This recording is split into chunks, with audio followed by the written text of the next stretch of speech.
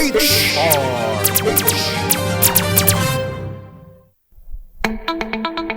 problema ka ba sa batas? Hihimayin yan ng Panyera ng Bayan, Attorney Rina Seco sa Usapang Legal. Usapang Legal. Magandang gabi Luzon, Visayas at Mindanao. Today is December 6, 2024. Maganda po ang ating talakayan, may kinalaman sa pera. Dahil pag-uusapan po natin ang tungkol sa 13th month pay. Kaya lang, nandun tayo sa medyo hindi kagandahan na aspeto ng 13th month pay. Dahil ang tanong, ano ang pwedeng gawin kung hindi nagbibigay ng 13th month pay ang isang employer? Usapang Legal. Disclosure lamang po, ang ating talakayan tonight ay recorded, kaya naman if you have questions, hindi ko po yan masasagot real time, pero kung magpa-post po kayo ng inyong question sa ating comment section, susubukan ko po yung sagutin dahil minomonitor ko po ang inyong mga comments. Gayun din, kung kayo po ay nahihiya, pwede po ninyong ipadala bilang private message sa akin sa Attorney Rina Seco na page at susubukan ko pong sagutin kapag may pagkakataon. Again, recorded po tayo tonight kaya't hindi ko po masasagot real time ang inyong mga questions. Usapang Legal. Just the same, naganda po ako ng mga questions na sa palagay ko ay relevant at common na itinatanong ng ating mga kababayan. At the same time, yun pong mga existing questions patungkol sa 13th month pay, bonus, or anything related sa ating talakayan ay sasagutin ko po tonight dahil marami-rami din po ang mga natenga sa akin inbox. Magandang gabi po sa inyong lahat. Good morning, good afternoon, good evening, and good night. At uhulaan ko na lang yung mga nanonood sa atin tonight. Siyempre, nangunguna Tita Ami Miraflor Garcia, kasama na din si Miss Gael Enriquez, si Jerica Ferrer, si Janet Ku, ayan, si Miss Josephine Garimbao, si Aunt May, Eduardo Narvaez, at marami pang iba. Mamaya, susubukan ko pong banggitin ang mga pangalan ng mga regular na nagko-comment sa ating Facebook Live o kaya naman po sa ating YouTube page. Usapang Legal. So, umpisan po natin ang ating talakayan dahil nga po today or this month, ay umpisa na po ng 13th month pay season o yung iba tinatawag nilang Christmas bonus season. Usapang Legal. Just a brief background po naging batas ang 13th month pay law o Presidential Decree 851 noong December 1975. Ang PD 851 po ay highly selective at sinasaklaw lamang nito yung mga tumatanggap ng basic salary na hindi lumalagpas ng 1,000 piso regardless ng kanilang nature of employment. Hindi po nito sinasaklaw yung mga government employees, mga household helpers, at yung mga nagtatrabaho na binabayaran ng purely commission basis lamang. Noong 1986 sa pamamagitan ng Memorandum Order No. 28, ni-require po ang lahat ng employers na magbayad sa lahat ng rank-and-file employees ng 13th month pay not later than December 24 of every year. Noong naman po 1988, nagbigay sa mga government workers ng Christmas bonus equivalent to a month salary at additional cash gift ng 1,000 pesos. Ito po ay sa pamamagitan ng Republic Act 6686. Of course, inaalala po natin ngayon ang labor leader na si Attorney Zoilo de la Cruz Jr. Siya po yung tinaguriang father ng 13th month pay at Sugar Industry Social Amelioration Program. Sinasabing si Attorney Zoilo de la Cruz Jr. ang bumuo ng konsepto at sumulat ng batas kaya't kinilala siya sa bansag na father of 13th month pay law. Marami po sa atin ang hindi pati dito. Usapang Legal. Okay, ipagpatuloy po natin ang ating talakayan. Ang employer po ay may hanggang December 24 para ibigay ang 13th month pay ng mga manggagawa. Ayon po sa Labor Advisory No. 13-2024, ang sabi po ng DOLE na ang 13th month pay ay mandated sa lahat ng rank-and-file employees sa private sector regardless kung ano ang kanilang position, designation, o employment status. Pag sinabi pong rank and file employees, sila po yung mga nasa first o second level position at hindi kasali yung mga managerial o confidential employees. Usapang Legal! Paano naman ang mga managers? Rank and file lang ba ang tatanggap ng 13th month pay? Sa ilalim po ng batas, hindi sila kasali sa mga entitled sa 13th month pay at hindi rin sila entitled sa overtime, night shift differential at holiday pay. Pero bilang standard practice po ng mga employers, most companies ay nagbibigay naman ng equivalent na 13th month pay bilang additional benefit sa mga managers. Usapang Legal! Ang tanong, attorney, paano naman yung mga supervisors? Supervisor na ako, no? Ang mga supervisory employees po ay mga personnel na generally considered as members of the managerial staff. Sila po yung may mga kapangyarihan na gumawa ng mga independent judgment, no? Patungkol sa kanilang trabaho at sa mga kanilang nasasakupan. And similar to managerial employees, hindi rin po sila entitled sa 13th month pay, sa overtime pay, night shift differential at holiday pay. Pero, again, bilang standard practice, no, ginagawa po ng mga employers ay kasama na din sa mga binibigyan ng 13th month pay itong mga supervisory employees. Usapang Legal! Ano naman ang pinagkaiba ng 13th month pay at bonus? Pareho lang ba sila? Yung mga iba po, iniisip nila na, basta pera, no? Nakatanggap kami ng pera, that's it, that's bonus. Pero alam niyo po ba na meron pong pagkakaiba sa ilalim po ng batas itong 13th month pay at saka ang bonus? Bakit? Una, ang bonus po ay hindi mandatory at nakadepende lamang sa generosity ng employer.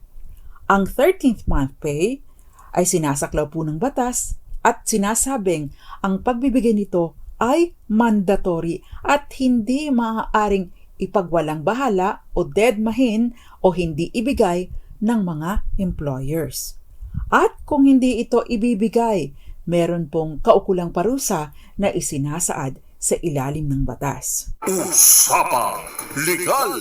Again, mandatory po ang pagbibigay ng 13th month pay, samantalang ang bonus ay depende lamang sa generosity o kaya naman ay sa kinikita ng kumpanya. Usually, ibinibigay po ito bilang recognition sa outstanding performance o kaya may mga celebrations sa kumpanya, say for example, mga anniversaries o kaya naman ay ibinibigay sa mga loyal employees na medyo tumatagal na sa kumpanya at hindi po ito demandable. Usapang Legal! Dahil po obligasyon ng 13th month pay sa ilalim ng batas, kapag hindi ito ibinigay, pwedeng kasuhan ng employer for money claim at ang empleyadong pinagkaitan nito ay makatatanggap ng additional legal interest na 6% at posible pa rin po ang attorney's fees na i-award kapag nanalo ang empleyado sa kaso. Usapang Legal! By the way, ang 13th month pay po ay exempt from income taxation hanggang 90,000 pesos. Kung on top po ng inyong 13th month pay ay nakatanggap pa kayo ng bonus, kapag inad ito sa 13th month pay ay lalagpas na sa 90,000, yun pong sobra dito ay taxable. Usapang Legal! Okay, next question. Paano nga ba kinocompute ang 13th month pay? Usapang Legal! Ang 13th month pay po ay kinukompute straightforward computation lang. Katumbas po ito ng 1/12 ng employee's total basic salary earned within the calendar year. Ano ba yung basic salary? Lahat po ng earnings na binayaran ng employer sa employee para sa rendered services. Hindi po kasama dito ang allowances at iba pang monetary benefits na hindi bahagi ng basic pay. Ibig pong sabihin hindi kasali sa computation ng 13th month pay yung mga hindi nagamit na vacation leave, yung sick leave credits, gayon din yung overtime pay, premium pay, night shift differential, holiday pay, at cost of living allowance o tinatawag na COLA. hindi po kasama yan sa computation ng 13th month pay. So kung halimbawa po ay hindi pa kayo nakakalabing 2 buwan sa kumpanya, say for example, for 2024, nakapasok kayo sa kumpanya XYZ sa loob lamang ng 9 na buwan. Ibig pong sabihin, yung total na tinanggap ninyo na sweldo for 9 months, divided by 12, yun po ang katumbas ng matatanggap ninyong 13th month pay. Usapang Legal! Take note din po basta naka 1 buwan or at least 1 buwan sa kumpanya, siya po ay entitled na sa 13th month pay. Para naman po sa mga nag-resign bago pa mag-Desyembre, sana po ay nakatanggap na kayo ng proportionate 13th month pay. Computed po kung magkano ang total na tinanggap ninyo during the period of employment this year, before the end of 2024 or before kayo mag-resign, divided by 12, yun po ang dapat ninyong matanggap. At sinasabi po sa ating DOLE advisory na itong 13th month pay na ito ay dapat ninyong matanggap within 30 days mula sa inyong resignation or mula sa inyong pagkakaseparate sa kumpanyang inyong inalisan. Usapang Legal! Magpapas po muna tayo for commercial pero sa ating pong pagbabalik, sasagutin ko po yung mga questions na naiwan sa aking inbox. Gayun din yung mga, I think, mga relevant provisions of the law or yung mga common questions na I think dapat po ninyong malaman. Magandang gabi po muna, huhulaan ko ulit yung mga regular na nakikinig sa atin, Miss Mirna de la Cruz, Jerry Sumagaysay, Violeta Montecalvo Zambrano, Miss Maricor Angeles, Cora Caburao, magandang gabi din sa inyo, Henry Dolohan, syempre pa si Magdalena Marti na hindi nawawala, at si Miss Ivy Gutierrez ng Tayug, Pangasinan. Nandyan po ako ngayon para sa isang hearing. Magandang gabi din sa iyo, Nicole Fernandez, DC Gray, Zoraida Falorina, si Tristan Gulay, Anthony Abranica, Nato Tepasha Necase, and I'm sure nanunood din sa atin ngayon, Ray Mendoza. Gayun din si Ginoong Eli Abanto at maraming iba pa. Ma'am Grace Recta, Ma'am Irene Almodovar, at syempre yung mga kamag-anakan ko dyan sa Buenavista, Marinduque. Gayun din yung mga tagapakinig natin sa Malibago, Torrijos, Marinduque, sa Buac, Santa Cruz, at Gazan, Marinduque. Magandang gabi po sa inyong lahat.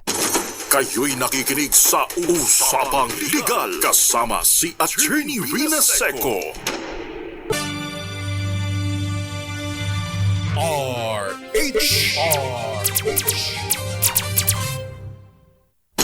Kayo'y nakikinig sa Usapang Legal kasama si Attorney Rina Seco.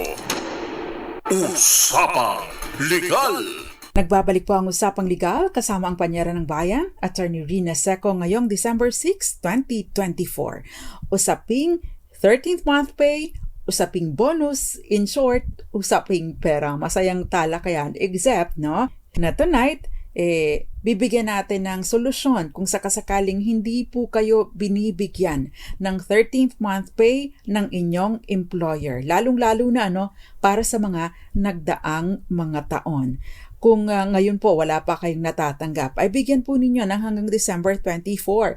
Pero mga boss, ibigay nyo na po ngayon para may pagkakataon ng ating mga kababayan na makapamili muna. Again, disclosure po, tonight is a recorded episode. Kaya naman po, huhulaan ko na lang muna yung mga nanunood, nakikinig sa atin dahil regular naman. Halos na may memorize ko na po kayo. Yung mga regular na nagpaparamdam sa ating comment section. Magandang gabi sa iyo, Andy Marquez, Ernesto Mendez, gayon din Toti Cruz San Mateo, at magandang gabi din po sa inyo, Jerry Agustin. Si Toti Cruz San Mateo ay lagi ring nakikinig, bagaman at hindi siya madalas na nagpaparamdam. Magandang gabi din sa iyo, Eds Maglakas, Kenneth Arevalo, Tita Ami Miraflor Garcia, Odette Oxales, Rowena Romero, at syempre, laging bumabalik sa ating programa, Jericho Ferrer. Magandang gabi po sa inyo, Miss Joy Garimbao, Cherry Terayo, dyan sa Laguna, at Hil Ocampo, Mami Belen Rivera. Siyempre, si Mami Belen, hindi nawawala yan, kahit hindi natin pwedeng kalimutan. Rico Bagisi, gayon din Nenalyn Ano, at Ferds de Vera. Magandang gabi po sa inyong lahat. Josefina Fajardo, kumusta? At yung mga nagluluto dyan, ano po bang ulam natin ngayon? Parang masarap ngayon since today is Friday, today is Mongo Day. Dapat may ka-partner na pritong dalagang bukid o kaya naman ay pritong tuyo o kaya naman ay tinapa. Ay, ang sarap. No? Sana mga natatraffic po, ingat sa mga nagdadrive. Ingat po kayo. Eyes on the road, makinig lang and focus sa inyong pagdadrive. Usapang Legal! Ipagpatuloy po natin ang ating talakayan, may kinalaman pa rin sa 13th month pay at saka sa bonus. Again, ang 13th month pay ay mandatory at hindi po maaaring mag-excuse ang employer sa pagbibigay nito on or before December 24th of every year. Samantalang ang bonus, nakadepende lang po sa generosity, gayon din sa kinikita ng inyong kumpanya.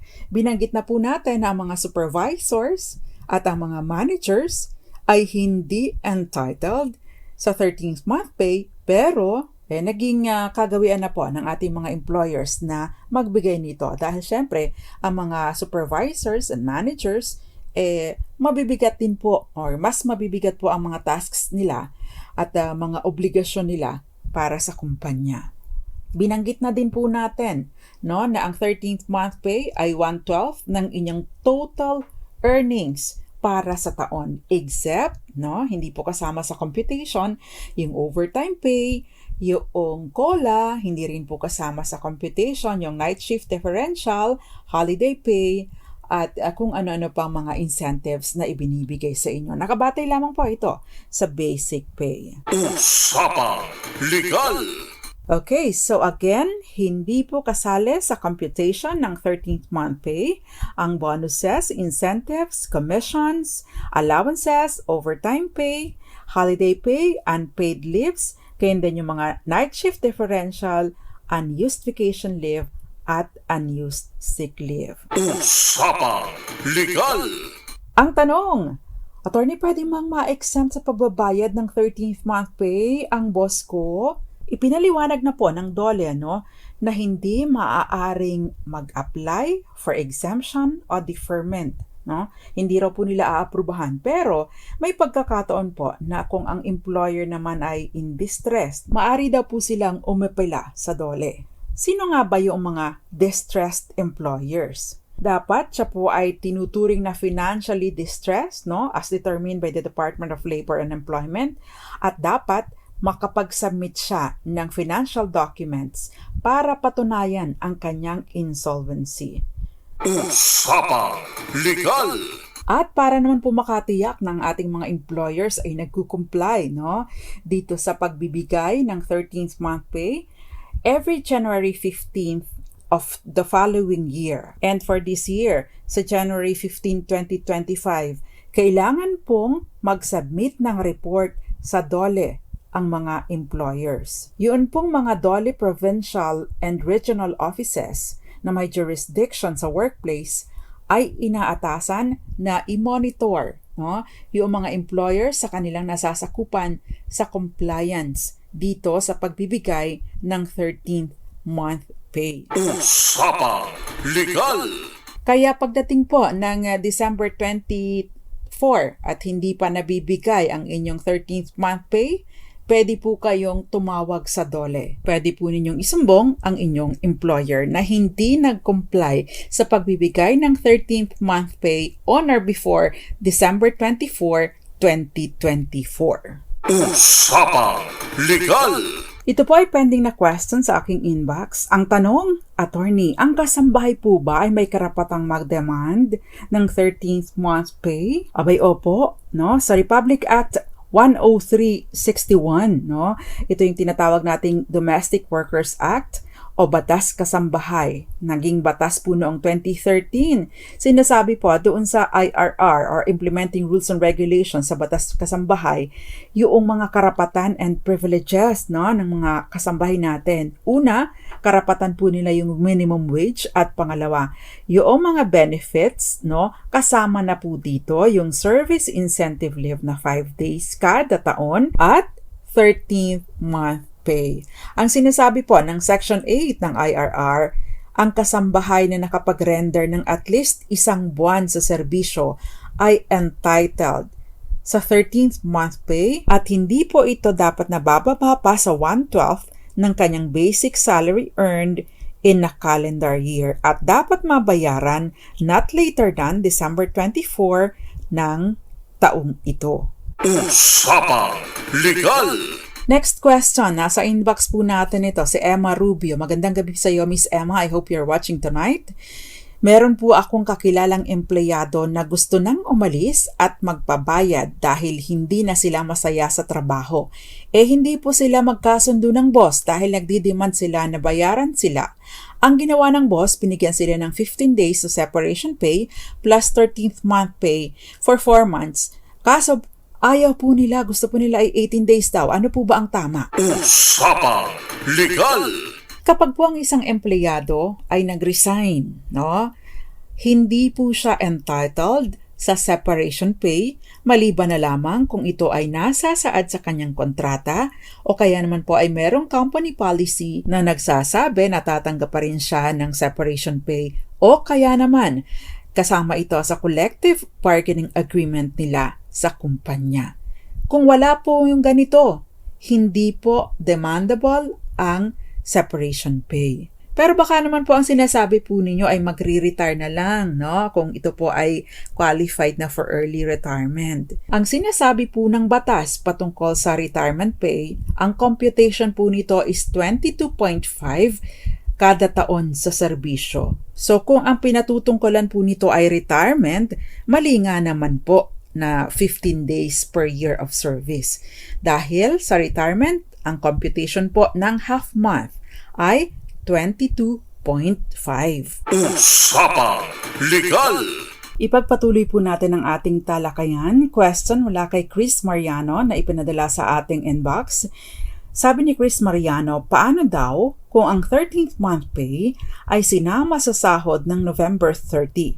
Dapat daw bang isama ang 13th month pay sa mga bubuwisan? Okay. Chris Mariano, yun pong buwis ay dapat na ipataw lamang doon sa inyong basic pay. Kung halimbawa pong kayo ay hindi exempt, ibig sabihin lagpas kayo doon sa minimum wage. Ngayon, yun pong 13th month pay, bagaman at isinabay sa inyong katapusan na sweldo, ay basta't hindi lumalagpas sa 90,000, ay hindi po ito dapat na mabuwisan. Meaning to say, magkaiba po ang treatment doon sa inyong monthly regular na sweldo at saka sa 13th month pay. Just because sabay silang inirelease ay hindi po nangangahulugan na ito total na ang inyong basic pay at ang inyong 13th month pay para ito mabuwisan. Magkaiba po sila at magkaiba po ang treatment bagaman at sabay silang ibinigay sa inyo. Usapang Legal! Question naman po mula kay Shidel Delicano. Nasa inbox din po natin ito. Magandang gabi sa iyo, Shidel. I hope you are watching tonight. Entitled daw ba sa 13th month pay ang isang consultant? Ang sinasabi po ng batas, yung binabayaran on purely commission basis, boundary, task basis, at yung binabayaran ng fixed amount sa pagpe-perform ng specific work regardless kung gaano kahaba ang time consumed sa pagtatrabaho ay hindi kasama sa entitled sa 13th month pay. Malungkot po pero baka naman po pwede kayong humirit sa inyong employer, hindi po ba? Usapang Legal! Okay, next question po mula kay DJ Jessa before we pause for commercial. Attorney, itatanong ko lang po yung tungkol sa 13th month pay. Nanganak po ako early this year. Medyo maselan po ako, kaya napahaba po yung pre-maternity leave. Plus, fully consumed ko po yung 105 days na maternity leave. Ang tanong ko po, attorney, ano po ba ang treatment sa days na naka-leave ako, pre-maternity at maternity leave? Dapat po bang makasama ito sa computation ng 13th month pay? Usapang Legal! Sasagutin po natin yan sa ating pagbabalik. Magandang gabi po muna sa lahat ng mga nanunood sa atin mula sa iba't ibang panig ng mundo. Good morning, good afternoon, good evening, and good night. No? Tayo po ay, again, hindi po tayo live tonight, recorded lang po tayo. Pero I would like to acknowledge yung mga suki nating tagapakinig. Sabi nga ng mga Cebuano, suking tigpaminaw. Magandang gabi po sa inyong lahat. Magandang gabi sa iyo, Nicolas Cristobal, Richard Celerio, Hilo Campo, Topex Hamulin, gayon din sa iyo, Alice Berosil, Carl Alarcos, Warnie Cabayaw, at Sans Pertes. At magandang gabi sa iyo, Azon Course, Pars Pitts, at syempre sa iyo din, Attorney Winnie Merera, dyan sa Quirino Province. Magbabalik po ako, ilan munang mga paalala. Dyan lamang po kayo. Kayo'y nakikinig sa Usapang Legal kasama si Attorney Rina Seco.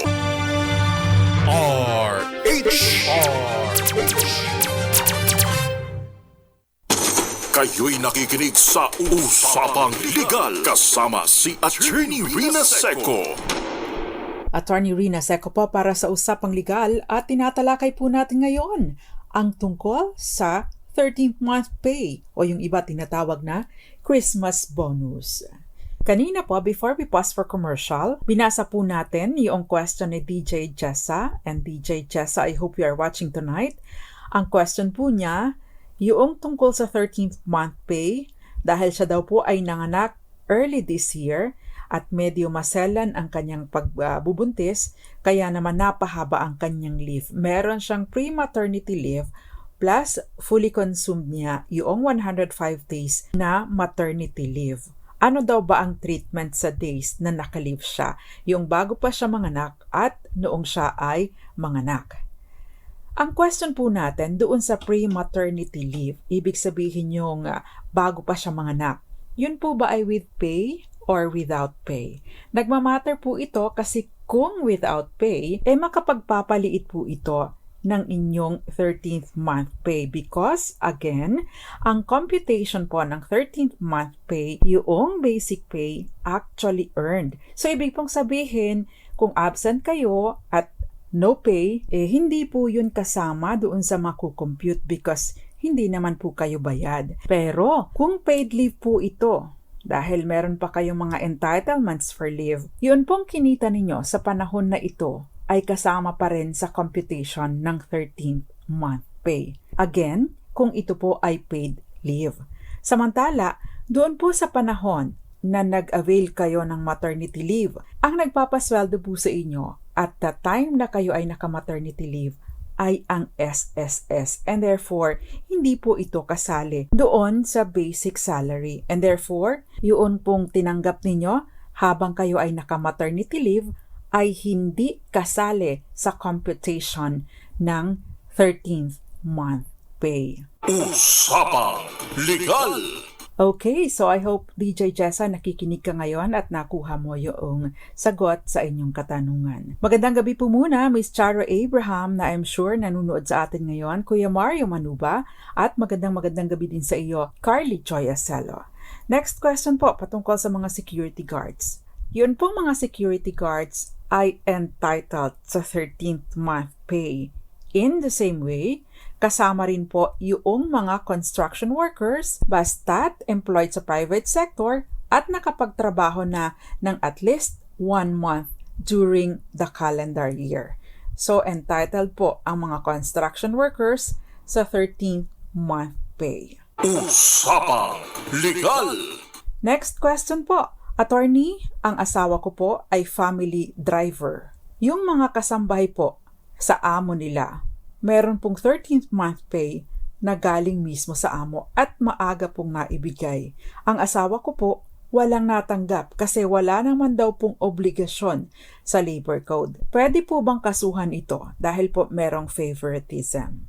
Actually, ito po yung nakalulungkot para sa mga family drivers, dahil sa kasong Celia Atienza versus Noel Sacramento sa Luta. Ito po ay 2019 case. Ang mga employer daw po ay hindi mananagot para sa pagbabayad ng 13th month pay sa mga empleyado na maituturing na nasa personal service ng iba, tulad na lamang po ng family driver. Simply put, hindi sila kasama sa saklaw ng benepisyo ng 13th month pay. Dahil po dito, ang inyo pong asawa ay walang karapatan na magsampa ng kaso sa korte para i-demand na mabigyan siya. Ay, ang sad naman. Pero baka naman po pwedeng humirit ang mister ninyo sa kanyang employer. I'm sure, kung maganda po ang kanyang performance, hindi siya reckless, lagi niyang minimaintain na maayos at malinis ang sasakyan, hindi siya naaaksidente, baka naman po bigyan siya ng kanyang employer. Hindi po ba? Sabihin mo sa mister mo, lambing-lambingin. Usapang Legal! Ito naman po yung next question. Attorney, natanggal ako sa trabaho. Meron pa ba akong 13th month pay? Ang isang tao po na natanggal sa trabaho ay entitled pa rin sa proportionate 13th month pay, para sa mga panahon na employed siya sa kumpanya.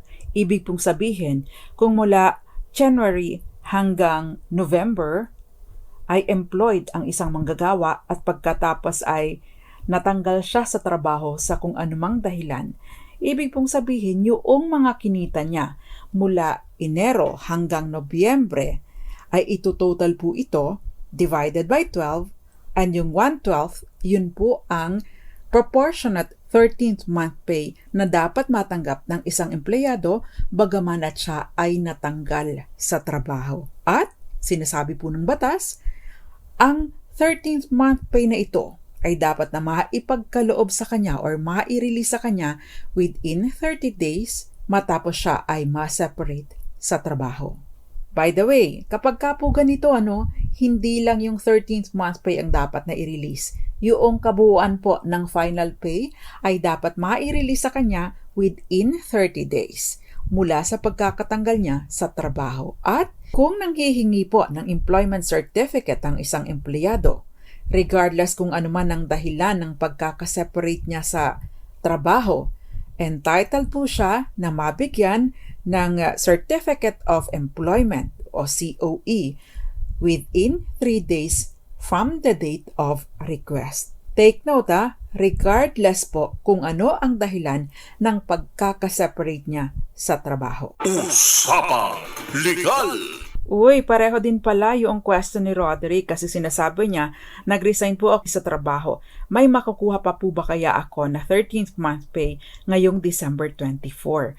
Actually, hindi na po kailangang mag-antay ng December 24, Kung nakapag-clearance po kayo, dapat po ma-release din agad sa inyo itong inyong 13th month pay kasama na ang inyong final pay. Usapang Legal! Ito naman po yung question ni Mr. Teodoro. Ang sabi niya, yun pong 13th month pay ko ay hindi nila ibinigay nang mag-resign ako noong July. Ang sabi, wait daw po ako ng until December. Tama po ba ito? Actually, Mr. Teodoro, mali po yung sinasabi ng inyong ahensya.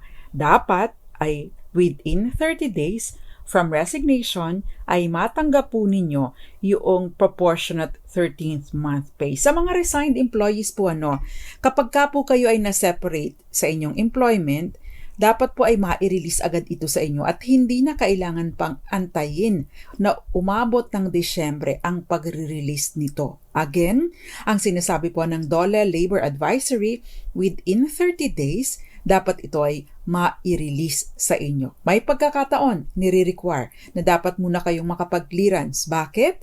Dahil meron pang mga pagmamay-ari ang kumpanya na nasa inyong possession. Ito po ay karapatan naman ng mga employers. Pero, once ma-accomplish po ninyo ang clearance, ibig sabihin lahat po ng mga properties na nasa inyong possession ay naibalik na sa kumpanya, wala pong dahilan para i-hold pa ng kumpanya itong inyong 13th month pay at final pay. Ang sinasabi po ng mga jurisprudence, kapag ka po hindi agad ibinigay at wala namang sapat ng basehan para i-hold ang anumang pay na dapat ay matanggap ng empleyado, dapat ay makatanggap siya ng interest sa perang dapat niyang nakuha ng mas maaga. At may mga pagkakataon po na ina-award din ng korte ang attorney's fees. Usapang Legal!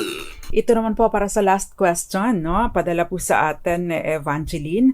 Ang sinasabi niya ay, hanggang kailan daw niya maaaring isampa ang kaso kung halimbawa ay mula 2022 hanggang 2023 ay hindi pa siya nabibigyan ng 13th month pay. Ang sinasabi po ng batas, yung prescriptive period o period of prescription para sa mga money claims sa ganito ay hanggang 3 taon. And therefore, Ms. Evangeline, kung 2022-2023, meron po kayong palugit no, na hanggang 3 taon para maisampa ang inyong kaso.